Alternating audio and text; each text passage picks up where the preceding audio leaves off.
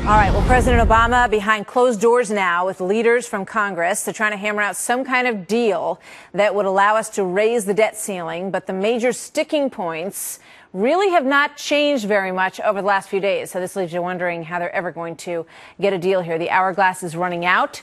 White House aides say that a deal must be reached by July 22nd in order for Congress to draft and then pass a bill on time before the August 2nd deadline that you've heard about before. So July 22nd is really the drop-dead date that we're hearing right now. So if not, the U.S. could begin to default on its obligations by the 2nd of August, as I said. The president says that he's ready to make tough decisions in the interest of compromising on a deal to reduce the budget. Listen to this.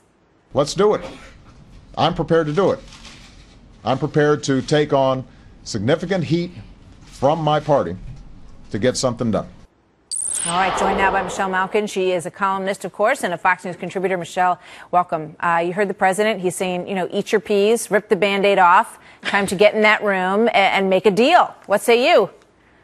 Yeah, I don't know what other cliched metaphors he could have tossed in there, but I think the bottom line on all of this, Martha, is that the narrative is warped, and the Republicans have to do everything they can to rise up and fight this warped narrative, that somehow it's the Republicans that won't budge, that somehow it's the Republicans who have not proposed the tough decisions. It's this president who has been leading from behind, reacting to proactive entitlement reformers like Paul Ryan.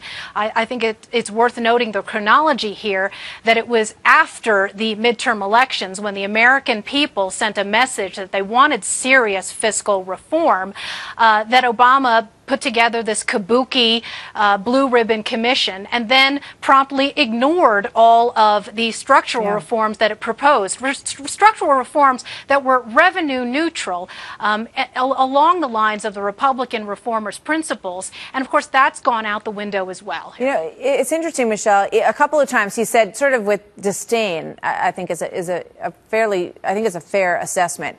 You guys talking about the GOP, he said, you guys have been, this is what you told us we wanted. You wanted to see deficit reduction, and you believe that that's the path to getting the economy going again. So here we are. So now you need to step forward. But the only way to do it is to agree that the fat cats are going to have to chip in too. And if you can't do that, it means that you don't really care about what you said you cared about. Yeah, so much disingenuousness to unwrap and unravel there. Let's start with this idea that Obama's actually meeting them halfway, or that somehow what he's proposed has anything to do with Republican hardcore fiscal conservative principles and tough entitlement reform. In fact, what Obama is offering, which is what Democrats always offer, is something I call the Wimpy plan. You remember the character Wimpy from Popeye, who was always promising that he would pay for hamburgers on Tuesday for those hamburgers today. And this is the analogy here, because what he's saying is, well, sure, we can talk about tax reform and tax cuts on Tuesday in, I don't know, the year 3000 for $1 trillion worth of taxes today. And we know that that bargain is never going to take place. Republicans have fallen for it before in the past, and hopefully they'll learn from history. We have John Boehner and Eric Cantor apparently standing firm now, and they did the right thing over the weekend and saying, no, we're not going to stand for this. And they're saying that the House will not stand for any tax increases, period. And along with that, of course, means not buying all of the rhetorical euphemisms they are now using for tax increases. Just a few seconds left, but it may come down to this issue of loopholes and tax reform in that regard, and corporate, sort of equalizing the corporate playing field in terms of taxes. But what we keep hearing, Michelle, is that there's not enough time.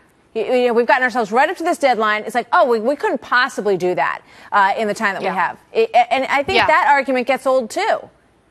Yeah, of course it does, which, again, you have to remind people of the chronology here. It's Obama and the Democrats who have been stalling. 800 days without a budget, months and months of not doing, years and years of not doing anything about entitlement reform. And the Republicans cannot be scared into another manufactured crisis and Chicken Little rhetoric from the Democrats on this. Don't fall for the game. Don't blink. Don't give in. All right. Michelle, thank you very much. We've heard about that from both administrations in recent years in terms of tax reform and entitlement reform as well. So we'll see where we get.